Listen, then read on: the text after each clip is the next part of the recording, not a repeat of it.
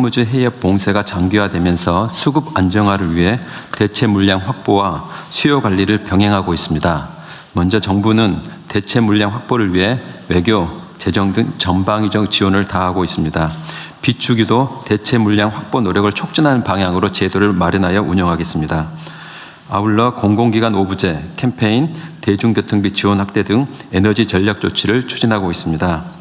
석유 가격 안정화를 위해 3월 27일부터 2차 최고 가격제를 시행하였습니다. 시장 상황을 고려하되 서민 생활 안정과 취약계층 부담 등을 반영하였습니다.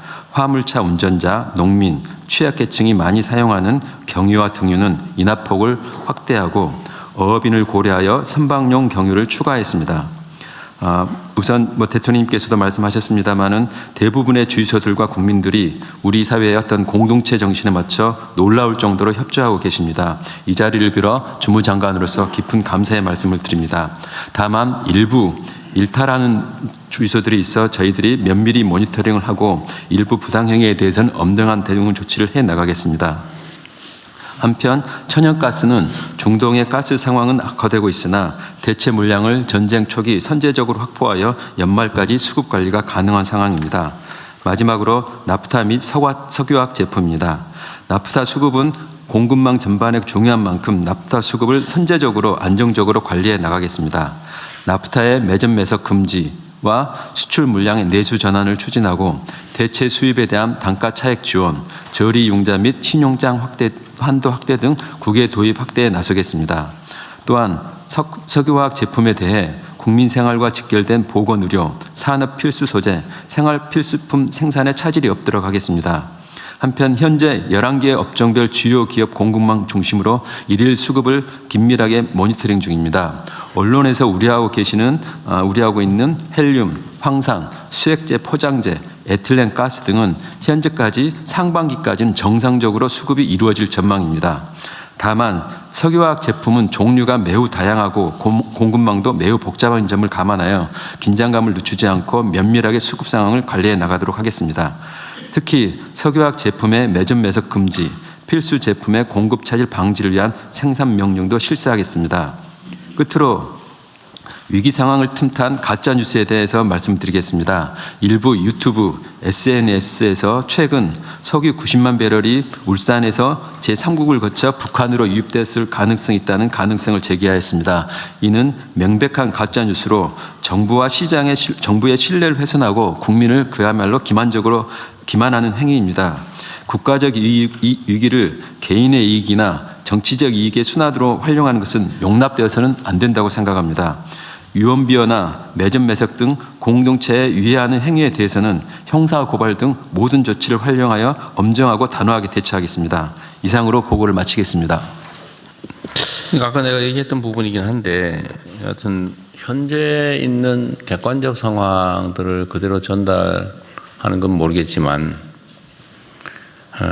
이유는 다양할 것으로 추정되는데 그 혼란을 야기하는 이 허위 가짜 뉴스를 유포하는 행위, 불필요하게 위기를 조장하는 행위는 전혀 우리 사회 공동체에 도움이 안 됩니다. 왜 그런지 잘 모르겠는데 하여튼 이런 점에 대해서 사회 공동체를 해치는 우리가 이 위기를 벗어나기 위해서는 정말 있는 힘을 다 함께 모아서 같이 가야 되는데 거기다가 회방을 놓는 그런 행위에 대해서는 개별 행위가 비난 가능성이 높아서 문제이기도 하지만 이 공동체의 위기 극복 노력을 훼손하는 것이어서 정말로 엄정하게 대응해야 됩니다.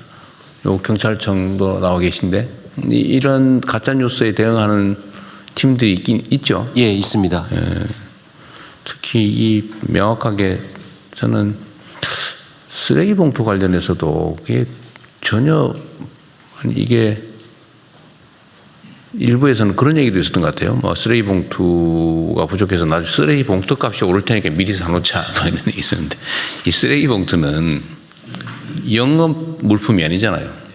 생산 원가는 보통 몇 원에 불과한데 그걸 몇십 원, 100원씩, 200원씩 이렇게 받잖아요. 그 이유는 행정 처리 비용을 조달하기 위한 일종의 세금 비슷한 것이어서 조례로 정하고 있잖아요. 이거 뭐 마음대로 부족하다고 올려받지도 못하고 생산 원가가 2배 오른다고 해봐야 5원에서 10원으로 되거나 이런 건데 그게 최종 판매 가격이 전혀 영향을 주지 않잖아요.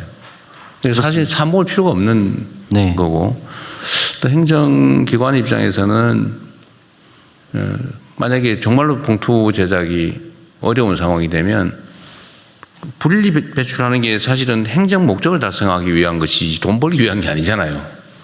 그러면 예를 들면 일반 봉투를 사용하거나 아니면 극단적으로는 그냥 배출하면 행정기관이 그걸 수거하거나 이렇게 갈 수밖에 없는데 일반 시민들로서는 그걸 사 먹어서 사재기 할 이유가 없는 거죠. 사실은. 봉투값이 오른다는 막연한 불안감이 좀 있는 거. 그 봉투값은 오를 수가 없다. 이게 생산 가격이 기본적으로 한 뭐 5원, 뭐 6원 이런 정도일 텐데 이걸 보통 우리가 100원, 뭐 50원, 100원, 200원 이렇게 받잖아요. 큰 봉투는.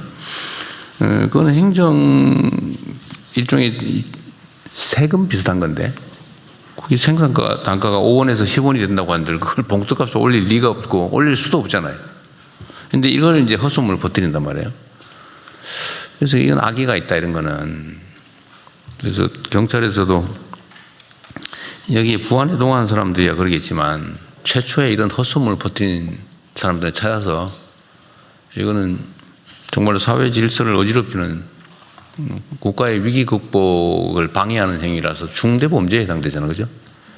예. 엄정하게 신속하게 조치하면 좋겠고 특히 이 지금 원유 우선권 행사를 잘못해가지고 이 베트남이 사간 거죠? 베트남이 이제 90만 배럴을 이제 구매한 것인데 이게 북한으로 갔다고 그런 아주 악의적인 헛소문을 퍼뜨리고 있는데 그것도 좀 신속하게 경찰에서 수사해가지고 도대체 누가 그런 짓을 하는지 좀 밝혀서 다시 이런 짓 못하도록 좀 했으면 좋겠어요. 예. 알겠습니다. 그러니까 이게 우리가 이제 공동체의 구성원으로서 해야 될 일과 하지 말아야 될 일이 최소한 있는 건데 지금과 같은 국가적 위기에서 우리 모두가 이 위기 탈출을 위해서 정말 힘들게 애쓰고 있는데 거기다가 그런 이상한 가짜 뉴스 퍼뜨려가지고 고통을 가하거나 방해를 하는 것은 정말 있어서는 안 될 일입니다. 그 정치도 정치 적당하게 해야죠.